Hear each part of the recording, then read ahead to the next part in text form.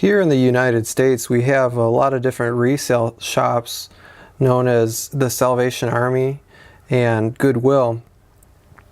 This was actually purchased at a such store, a flea market, or a resale shop. What this is this is a US Robotics modem. And the reason I'm showing it to you is because it is pretty much one of the largest modems that I've ever seen. And the cool thing is that it is actually still in its original wrapper. And even funnier still is the date. If you look right there, it says 1987. This has been packaged in pretty much mint condition since 1987 or thereabouts. So what I'd like to do is I'd like to open this and show you, and then we're going to open it up internally and see what type of components they've used. And after that, I would like to make another video of me actually running this and testing it and seeing what different things that we can do with it, and maybe we can do some fun stuff with it. So first, what I'd like to do is start by opening it.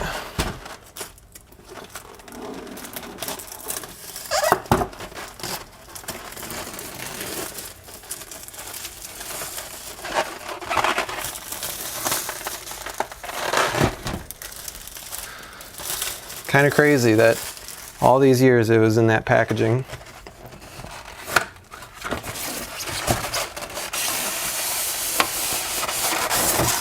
Let's see, what do we get here? Got some paperwork. Let's see. What is this? Oh, warranty. Look at that, warranty. Wonder if we could still validate it.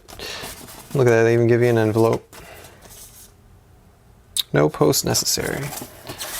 Anyway, so here we go. And look at that, nicely printed on the foam there. Wow, look at that. Isn't that crazy? That is a big modem. So we get a standard phone cables. Forget what the not RS-45, it's you guys will probably be screaming at me in the comments what it is. I can't remember off the top of my head. So this unit actually has a grounding post, and it looks like a old school printer connector. I can't remember the name of this connector offhand. So let's take the unit out here. Wow. It has a user manual. Let's see. That's like half the weight of the unit right there. That's wonderful. Look at this. Look what you get back in these days. Look, dip switch, configurations. Wow. Look at this. This is wonderful. You can't get this with any type of electronics these days. This is fantastic. Oh my God. Wow, look at this. Control buffer, let's see. Wow, I'm not gonna bore you with this right now, but wow, that's incredible that you get an actual substantial manual with this thing. That's fantastic.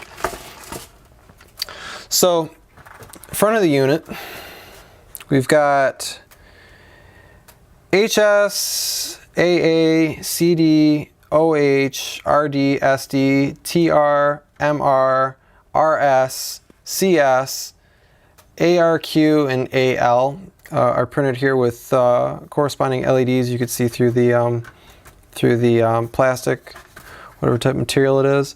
A volume switch. Oh, look at this! It even tells you what those actually mean. Analog loopback, error control, clear to send, request to send, modem ready and power, terminal ready, data send, receive data, off hook. I mean, this is, wow. I can't believe how well documented this is. Just everywhere, both here in the manual and in here. And there's our dip switch configuration, power connector, and this is where you connect it to the computer. I don't think I have this cable. I'm probably going to have to make one up, and I bet you any money they probably have the pinout in this manual. So what I'm going to do now is I'm going to go against Dave Jones' first rule of conduct. I am going to turn it on first. I would like to see just what happens with just plugging into power. So I will be right back, and we're going to get some power on this and turn it on and see what happens.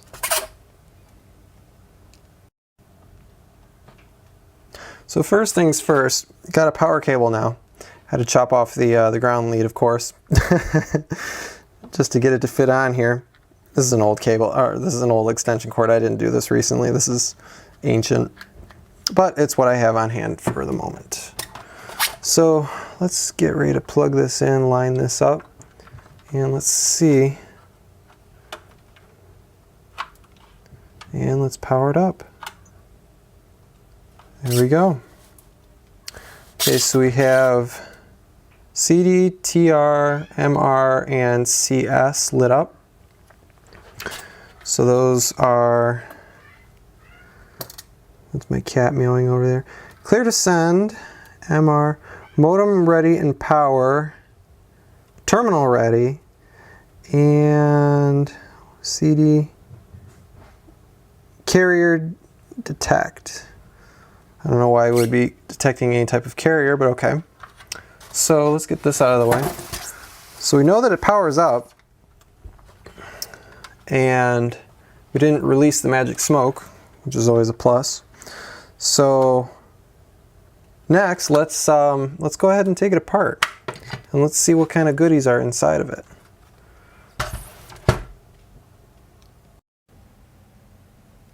Now, by no stretch of the imagination am I the equivalent knowledge-wise of Big Clive or Dave Jones, but I do know a little bit about electronics, enough to get me in and out of trouble.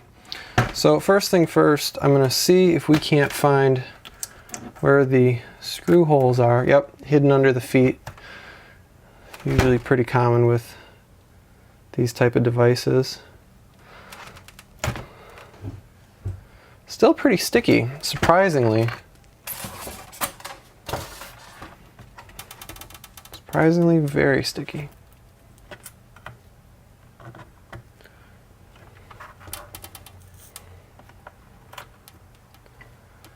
Let's get a Phillips out here. I don't think there's anything under these pads right here.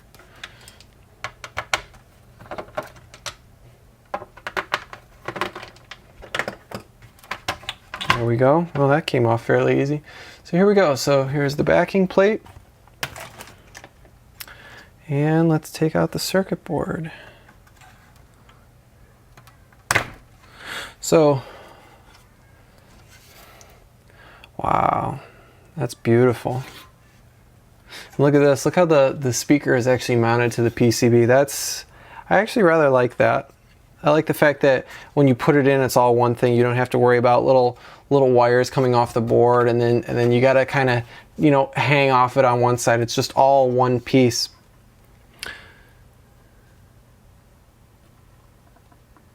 So I don't know much about capacitors. I know what they do and I know how they operate, but watching a lot of Dave Jones's videos, it seems like Nichicon seems to be a very well sought after brand that he's very fond of. Nippon Chemico and Nichicon, I think, are the top two that he prefers. Nice, as he calls, a big clunking switch. A lot of nice connectors going on here. Some of them socketed for the little ICs here. We've got a Texas Instrument. This is a TMS 32020 GBL. Let's see, we got a couple here by US Robotics. Let's see, that's and date code 1988. So yeah, pretty much par for the course on what the packaging said. Nice big heat sink here for the probably this has to do with This could be a driver for the speaker. I don't think this is a driver for the speaker. This might be for power. I don't know. Have to take a look a little bit more at the power input here. We have the, looks like they have a bridge rectifier style with these 4 diodes here coming into the capacitor. And then it comes over here. Let's see what it's doing. Comes down to there. So got the ground plane there.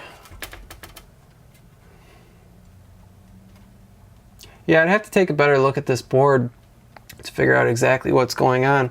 But interestingly enough, there's a pinned header here, which might be for programming. I don't know. I'd have to take a little bit more of a deeper look into that. But what's really cool here is you have the LED strip right here, and it just plugs in with these very, very long. I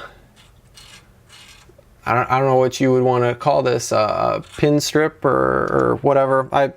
Somebody can tell me what the actual terminology would be for these, but it just plugs right in here just like this. You guys are probably going to help me out a lot on terminology here. There's a lot that I need to learn. Got a nice little potentiometer here for the actual volume control, or what I'm assuming is the volume control for this speaker here.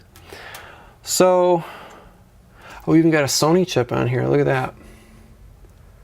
Check it out. Let's see. There we go. So what I'm going to do is I'm just going to slowly pan across here so you guys can take a better look. Maybe you guys, if you ever want to pause the video. This is in HD, so you guys should be able to see fairly clearly what's going on here. Let's go this way. Who knows, maybe somebody has one of these boards that they're trying to repair.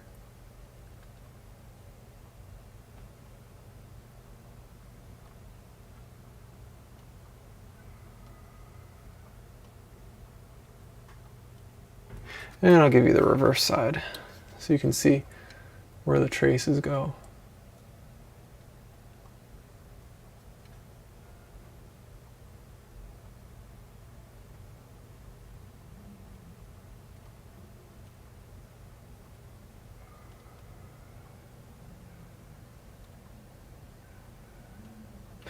Cool. So this is going to be my first video on this modem here. Oh, look at that. Nice little bodge wire going across there. And it's been hot glued down with a little heat shrink going down right there. Very crazy. So anyway, as I was saying, so what I'm going to do with this is we are going to hook this up to a computer. I gotta either solder up or I gotta find a parallel to serial adapter and get this all hooked up. And maybe I can do a couple little things and see if we can't load some web pages or something off with this. And see, I'm gonna thumb through the manual here and see what other cool and interesting things that this modem has capabilities of doing. And we'll make another video on that. So hey everybody, thanks for watching.